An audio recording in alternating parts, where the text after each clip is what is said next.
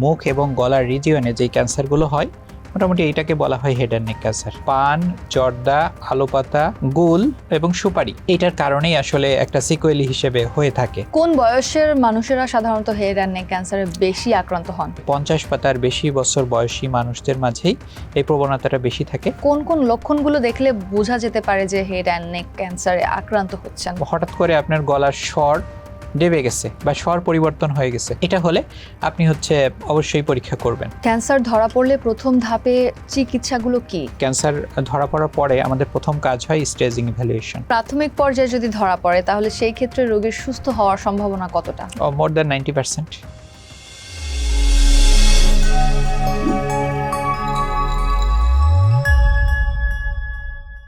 Viewers, সবাইকে সাদরে আমন্ত্রণ জানাচ্ছি রানাটা পিএলসি প্রেজেন্টস টিভিএস ওয়েলনেস। আপনাদের সঙ্গে আছি আমি রুবাইয়া এশা।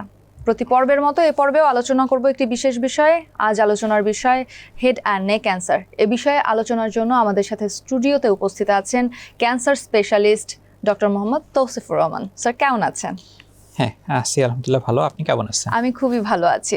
প্রথমেই আপনার কাছে প্রশ্ন, হেড অ্যান্ড নেক ক্যান্সার বলতে আমরা কোন ধরনের ক্যান্সারকে বুঝি? ধন্যবাদ। হেড অ্যান্ড নেক ক্যান্সার আসলে এটা আমরা বোঝার সুবিধার জন্য কথাটা বলি, যেটা বাংলায় বলা হয় যে মুখ এবং গলার ক্যান্সার। তো এই রিজিয়নে, মুখ এবং গলার রিজিয়নে যে ক্যান্সারগুলো হয় মোটামুটি এইটাকে বলা হয় হেড অ্যান্ড নেক ক্যান্সার। আমি যদি আরেকটু ক্লিয়ার করে বলি, যেমন ধরেন যে মুখের পিছনে আমাদের ফ্যারিংস আছে, যেটা ন্যাজোফ্যারিংস, ওরোফ্যারিংস এবং নিচে হাইপোফ্যারিংস আছে সেইগুলা। এছাড়া কিছু স্যালিভারি গ্ল্যান্ড আছে। তো এইগুলোকে এক কথায় আমরা মোটামুটি একই ধরনের টিউমার, একই ধরনের চিকিৎসা পদ্ধতি, এই কারণে এগুলোকে আমরা হেড অ্যান্ড নেক ক্যান্সার বলে থাকি। এবং এই হেড অ্যান্ড নেক ক্যান্সারগুলো সাধারণত স্কোয়ামাস সেল কার্সিনোমা ভ্যারাইটি হয়ে থাকে। ওকে, কোন বয়সের মানুষেরা সাধারণত হেড অ্যান্ড নেক ক্যান্সারে বেশি আক্রান্ত হন? হ্যাঁ, বর্তমানে দেখা যায় যে হেড অ্যান্ড নেক ক্যান্সার এটা প্রায় একটা সর্বব্যাপী হয়ে গেছে।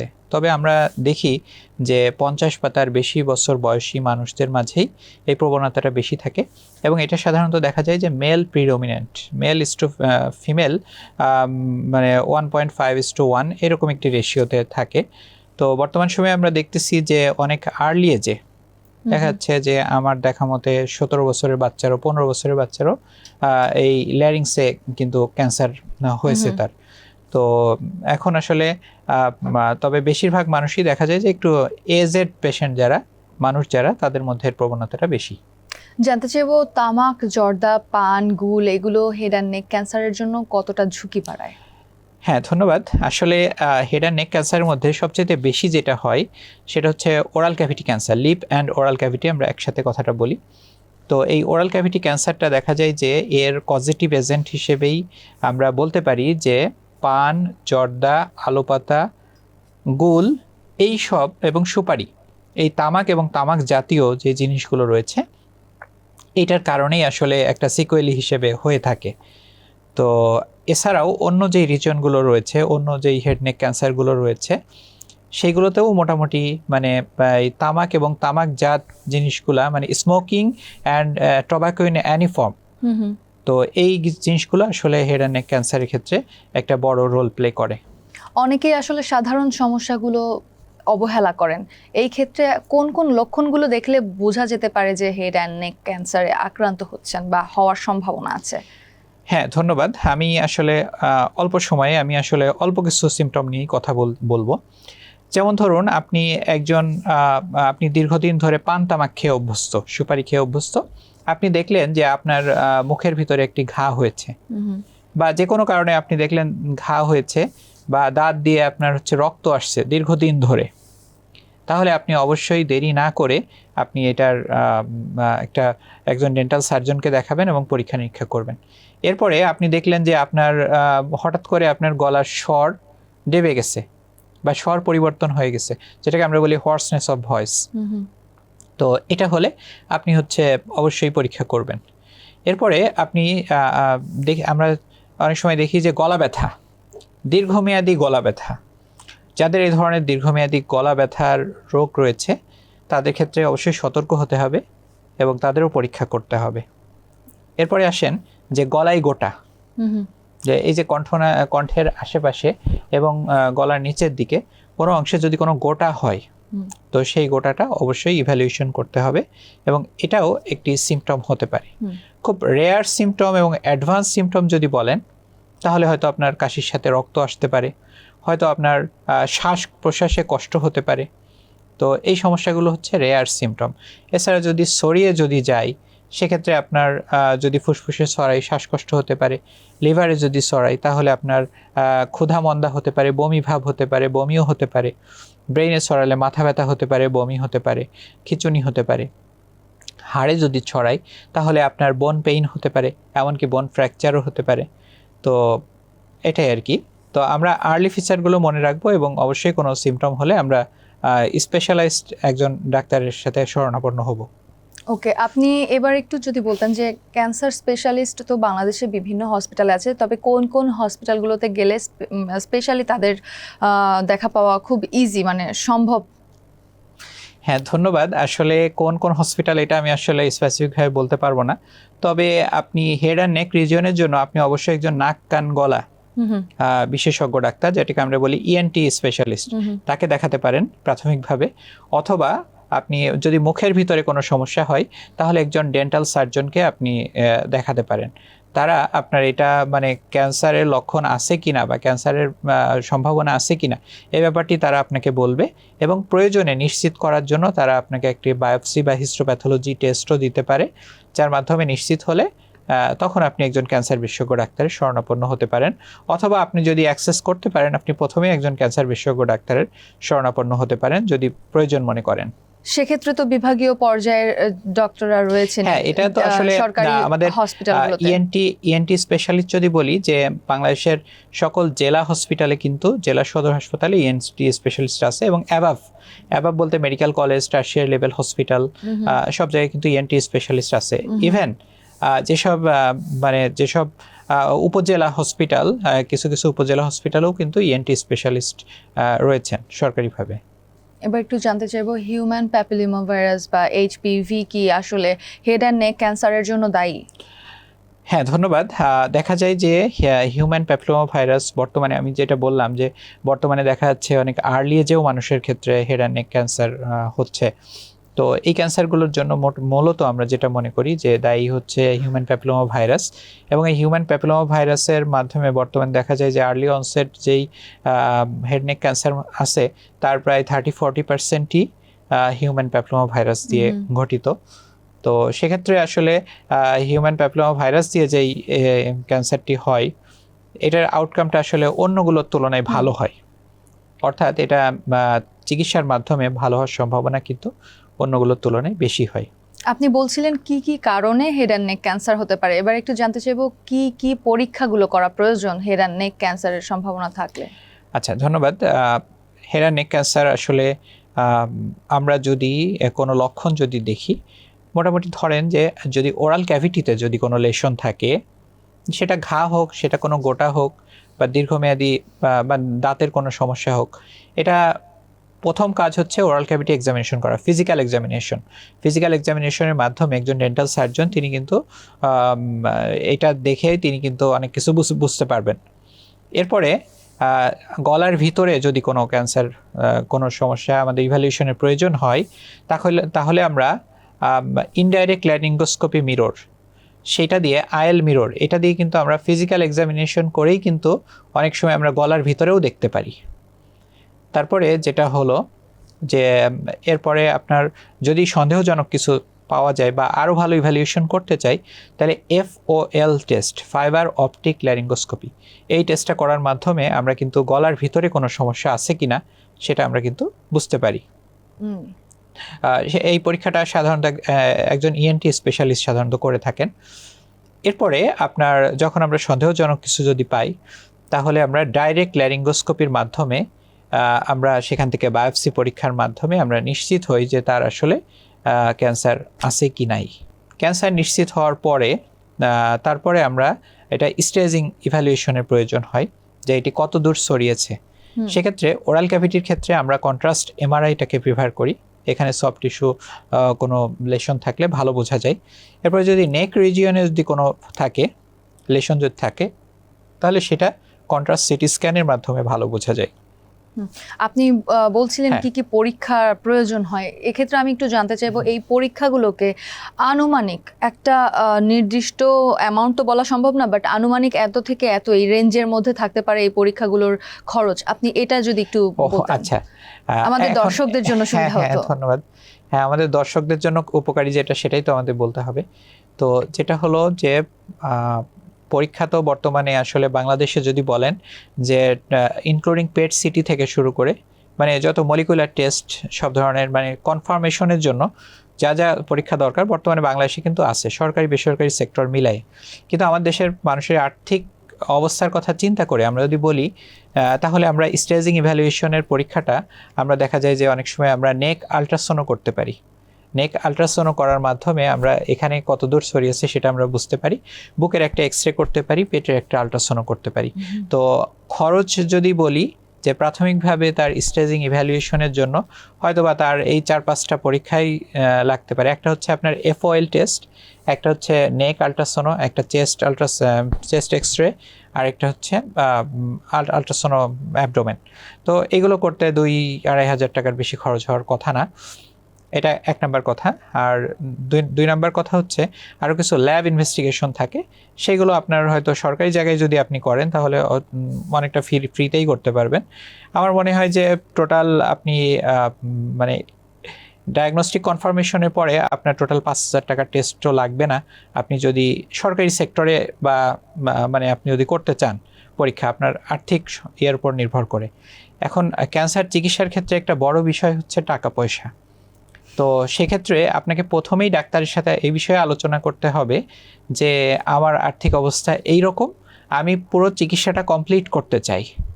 তাহলে আপনি যদি ডাক্তারের সাথে সে বিষয়ে আলোচনা করেন তাহলে তিনি বলবেন ঠিক আছে আপনি এটা এইভাবে করেন, আপনি টোটাল চিকিৎসা ব্যয়টা তাহলে এইভাবে আপনার কমতে পারে। সেটা যদি আলোচনা না করেন তাহলে কিন্তু আপনি প্রথমেই পরীক্ষাতে অনেক বেশি খরচ হয়ে যাবে। এবং তবে ক্যান্সার চিকিৎসার পরীক্ষাগুলো আমাদের বারবারই করা প্রয়োজন পড়ে।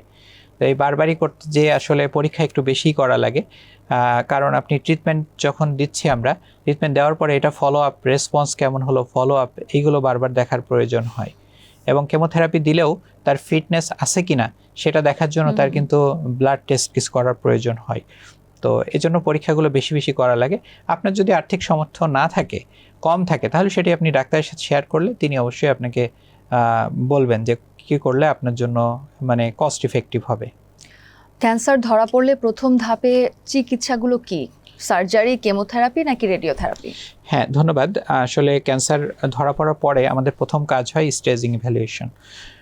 স্টেজিং ইভ্যালুয়েশন করতে যেয়ে আমরা যদি প্রাথমিক অবস্থায় যদি ধরা পড়ে, ধরেন যে যদি টিউমার যদি 2 সেন্টিমিটারের ছোট থাকে, 2 সেন্টিমিটার থেকে কম যদি থাকে এবং কোনো নেক নোডে যদি না যায়, কোনো গ্রন্থিতে যদি না যায়, তাহলে এটি এনাফ, মানে এটা ক্ষেত্র বিশেষে কোথাও সার্জারি, কোথাও রেডিওথেরাপি অনলি, মানে only surgery or only radiotherapy. কিন্তু যদি দেখেন যে আপনার যদি টিউমারটা বড় হয়ে যায়, 2 সেন্টিমিটারের বেশি হয়, অথবা এইটা যদি দেখা যায় যে আপনার নেক নোডে ছড়িয়ে গিয়েছে, মানে গলার যে গ্রন্থিগুলো আছে সেখানে ছড়িয়েছে, তাহলে কিন্তু আপনার রেডিওথেরাপি এবং কেমোথেরাপি এই দুইটাই লাগবে। আইদার কনকারেন্ট, মানে যদি আর্লি অবস্থায় থাকে, যদি ছোট অবস্থায় থাকে দুইটাই, তাহলে কনকারেন্ট কেমো রেডিয়েশন যেটাকে আমরা বলি, অর্থাৎ একই সাথে রেডিওথেরাপি এবং কেমোথেরাপি প্রয়োগ করা। আর যদি এটি যদি বড় হয়ে যায়, মনে করেন নেক নোড, সেটা সাইজ বড় হয়ে গেছে, সেটা সাইজ আপনার মোর দ্যান 3 সেন্টিমিটার হয়ে গেছে, তো সেক্ষেত্রে আমরা যেটা করতে পারি ইন্ডাকশন কেমোথেরাপি দিয়ে নিয়ে 2-3টা কেমোথেরাপি দিয়ে নিয়ে তারপর আমরা রেডিওথেরাপিতে আমরা যেতে পারি। তো এইভাবে আসলে ট্রিটমেন্টটা স্টেজ বাই স্টেজ ভ্যারি করে। প্রাথমিক পর্যায়ে যদি ধরা পড়ে তাহলে সেই ক্ষেত্রে রোগীর সুস্থ হওয়ার সম্ভাবনা কতটা? More than 90%। প্রাথমিক অবস্থায় আপনি যে মোস্ট অফ দ্য ক্যান্সারের ক্ষেত্রেই এই সূত্রটা প্রযোজ্য যে প্রাথমিক অবস্থায় যদি ধরা পড়ে এবং যথাযথভাবে যদি চিকিৎসা করা হয় তাহলে মোর দ্যান 90%, অনেক জায়গায় লেখা আছে অলমোস্ট 100% কিউরেবল। বাহ, চমৎকার। কিন্তু চিকিৎসার পর রোগীর খাওয়া দাওয়া, চলাফেরা বা জীবনযাপনে কি কোনো পরিবর্তন আসে? হ্যাঁ, অবশ্যই বিশেষ করে হেড অ্যান্ড নেক রিজিয়নে আসলে আমাদের সব ফাংশনিং অর্গানগুলো রয়েছে, ওরাল ক্যাভিটি থেকে শুরু করে আমাদের কিন্তু সব সেন্স অর্গানগুলো কিন্তু এখানে রয়েছে। তো বিশেষ করে দেখা যায় আমরা যখন রেডিওথেরাপি দেই, যেই সাইড ইফেক্টগুলো হয়, দীর্ঘমেয়াদী সাইড ইফেক্ট বলতে পারেন, সেটা হচ্ছে মুখ শুকিয়ে যায়। মানে আমাদের এখানে যেই স্যালিভারি গ্ল্যান্ডগুলো রয়েছে, সেই গ্ল্যান্ডগুলো অনেক অকার্যকর হয়ে পড়ে, অনেক সময় আংশিক কার্যকর থাকে, যার কারণে দেখা যায় মুখ শুকিয়ে যায়। এজন্য আমরা আমাদের রোগীদেরকে তাদের লাইফস্টাইলই করে নিতে বলি যে আপনারা বারবার কুলি করবেন। তো দিনে অন্তত 100 বার সে কুলি করবে, এটা একটি। তারপরে তার ঢোক গিলতে অসুবিধা হতে পারে। অনেক সময় দেখা যায় যে খাদ্যনালী যেহেতু শ্বাসনালীর বা সেই এই রিজনটার পাশাপাশি থাকে, অনেক সময় দেখা যায় যে খাদ্যনালী সংকুচিত হয়ে যায় দীর্ঘমেয়াদী রেডিয়েশন ইফেক্টের কারণে।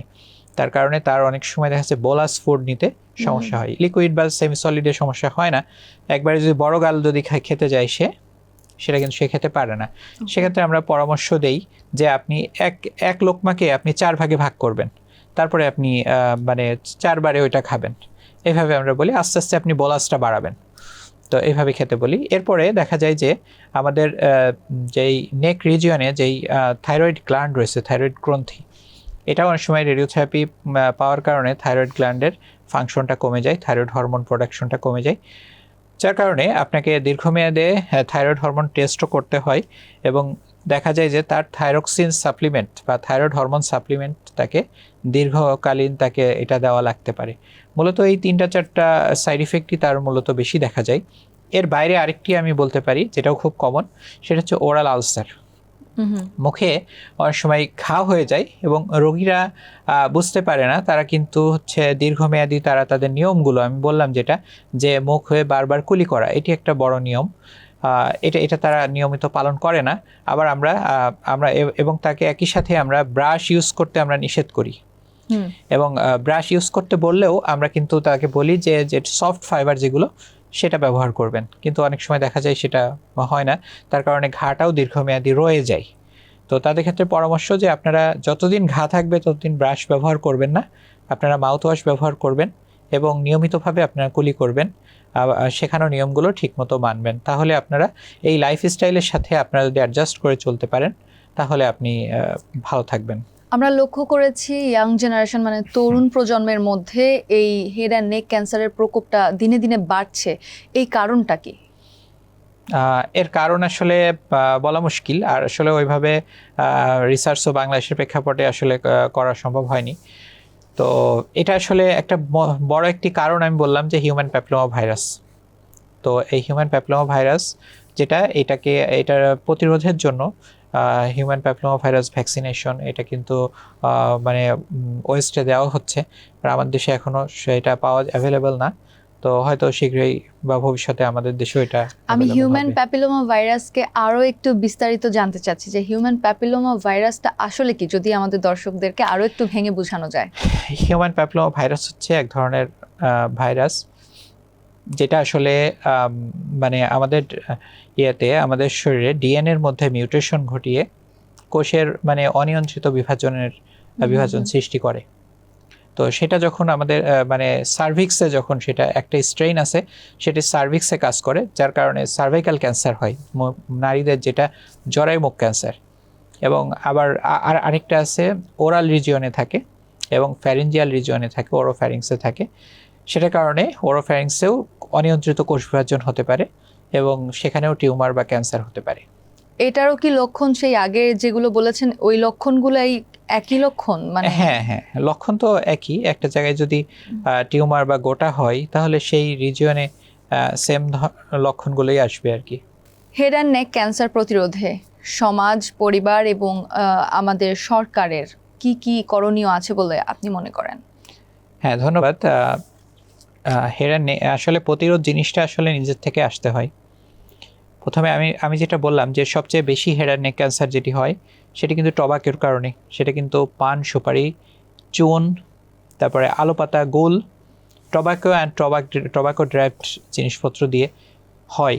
তো এইগুলো হচ্ছে কার্সিনোজেনিক। আপনাকে প্রথমত এই অভ্যাসগুলো বাদ দিতে হবে, তামাক এবং তামাক জাতীয় জিনিসগুলো দিয়ে মানে নেশা জাতীয় এই জিনিসগুলো বাদ দিতে হবে, 1 নাম্বার কথা। 2 নাম্বার হচ্ছে আপনি তামাক খেয়ে ফেলেছেন, আপনার মুখে ঘা আছে, মুখের ভিতরে কোনো সমস্যা হলো কিনা আপনি প্রতি 3 মাস অন্তর অন্তর আপনি একটি ডেন্টাল চেক আপ করবেন। একজন ডেন্টাল সার্জন, একজন প্রশিক্ষিত বা একজন মানে সার্টিফাইড ডেন্টাল সার্জন যিনি, তার কাছে আপনি হচ্ছে বিডিএস করা একজন ডেন্টাল সার্জনের আপনি নিয়মিতভাবে তাকে স্কেলিং করবেন এবং তাকে আপনি ওরাল ক্যাভিটি এক্সামিনেশন করতে দিবেন। নিয়মিত স্ক্রিনিং চেক আপ করাটা কতটা জরুরি বলে আপনি মনে করেন? হ্যাঁ, ধন্যবাদ। নিয়মিত স্ক্রিনিংয়ের ব্যাপারটাই আমি আসলে বলতেছিলাম, যেটা হলো সচেতনতা তো আসলে ভিতর থেকে আসতে হবে এবং মানে আপনি ডেন্টাল চেক আপটা হচ্ছে প্রথম স্ক্রিনিংয়ের প্রথম স্টেপ, নাম্বার 1। নাম্বার 2 হচ্ছে আপনার যদি স্পেসিফিক কোনো প্রবলেম থেকে থাকে তাহলে আপনাকে অবশ্যই একজন হেড নেক ক্যান্সারের জন্য একজন ইএনটি স্পেশালিস্টের সাথে যোগাযোগ করতে হবে অথবা একজন ক্যান্সার ডক্টরের সাথে যোগাযোগ করতে হবে। তিনি আপনাকে প্রয়োজনীয় স্ক্রিনিং করতে দিতে পারেন।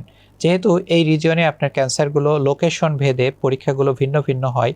আমি যদি কমনলি বলি যে গলার রিজিয়নে আপনার যদি কোনো সমস্যা হয়, সাপোজ আপনার ঢোক গিলতে সমস্যা হচ্ছে, আপনার গলায় কোনো নোড আছে বা কোনো মানে স্বর পরিবর্তন হয়ে গেছে, আপনি একটা FOL টেস্ট করবেন। FOL টেস্ট করবেন। তো এরপরে আপনার যদি আরও যদি প্রয়োজন হয় তখন আপনি হিস্টোপ্যাথোলজিক্যাল এক্সামিনেশন করবেন।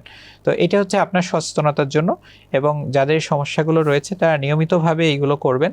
প্রতি বছরে আমার মনে হয় যে প্রতি বছরে আপনি আগে শুরু করবেন, পরবর্তী সমস্যা না হলে আস্তে আস্তে আপনি ডিউরেশনটা বাড়াতে পারেন। সাধারণত দেখা যায় যে 40 থেকে 50 বছর বা 40 যারা রয়েছেন তারা কোনো যারা স্মোকার, যারা এই ধরনের মানে হ্যাবিটে অভ্যস্ত, তাদের ক্ষেত্রে স্ক্রিনিং পরীক্ষাটা জরুরি। আমাদের সমাজ এবং রাষ্ট্রের ক্ষেত্রে আমি যেটা বলবো যে সমাজ আসলে ক্যান্সারকে সবসময় নেগেটিভভাবে দেখে এবং ক্যান্সারকে নেগেটিভ করতে যেয়ে একজন ক্যান্সার আক্রান্ত ব্যক্তির প্রতি অবহেলা করা হয়। একজন ক্যান্সার আক্রান্ত ব্যক্তি তিনি কিন্তু চিকিৎসা থেকে মানে অবহেলিত হন, অবহেলার শিকার হন। চিকিৎসা একটি মৌলিক অধিকার। তো আমি যেটা আপনাকে বললাম যে প্রাথমিক অবস্থায় একজন ক্যান্সার আক্রান্ত ব্যক্তি তিনি কিন্তু মোর দ্যান 90%, অলমোস্ট 100% তিনি কিন্তু ভালো হয়ে যেতে পারেন। এটা কিন্তু অনেক সময় তার কিন্তু শুধু সার্জারি যথেষ্ট অথবা রেডিওথেরাপি যথেষ্ট, তার কিন্তু মানে অনেক ব্যয়বহুল চিকিৎসারও প্রয়োজন হয় না। কিন্তু আমরা যেটা করি, আমরা অবহেলা করি। প্রথমে যখন আমরা একটা জিনিস আমাদের হয়, আমরা প্রথমে চেষ্টা করি যে ফার্মেসি থেকে ওষুধ কিনে খাই বা অল্টারনেটিভ কোনোভাবে আমরা চেষ্টা করি। যখন এটা বড় হয়ে যায়, যখন আমরা বিছানাগত হয়ে যাই, শয্যাশায়ী যখন হয়ে যাই, তখন আমরা চিন্তা করি ডাক্তারের কাছে যাই, কিন্তু তখন আর এটি ভালো হওয়ার সম্ভাবনা কিন্তু অনেক কমে যায়। তো এটাই হলো যে সচেতনতার ব্যাপার। আপনি অল্প অবস্থায় আপনি অবশ্যই ডাক্তারের কাছে আসবেন এবং আপনি যথাযথভাবে দ্রুত সময়ে চিকিৎসা গ্রহণ করবেন, তাহলে আপনি অবশ্যই ভালো হয়ে যেতে পারেন। অতএব সমাজ এবং রাষ্ট্রের উচিত ক্যান্সার সচেতনতা বৃদ্ধির জন্য মানুষকে সচেতন করার জন্য প্রয়োজনীয় ব্যবস্থা গ্রহণ করা। চমৎকার ডাক্তার, আমি আপনার কাছ থেকে অনেক উৎসাহিত হলাম। অসংখ্য ধন্যবাদ আমাদের সাথে স্টুডিওতে জয়েন করার জন্য। আপনাকেও ধন্যবাদ, সেই সাথে যেসব দর্শকরা আমাদের সাথে যুক্ত ছিলেন তাদেরকেও ধন্যবাদ। ভিউয়ার্স, এই ছিল রানাটা পিএলসি প্রেজেন্টস টিভিএস ওয়েলনেসে আমাদের আজকের আয়োজন। দেখা হবে আগামী পর্বে, ঠিক সেই পর্যন্ত সবাই ভালো থাকুন, সুস্থ থাকুন, সুন্দর থাকুন।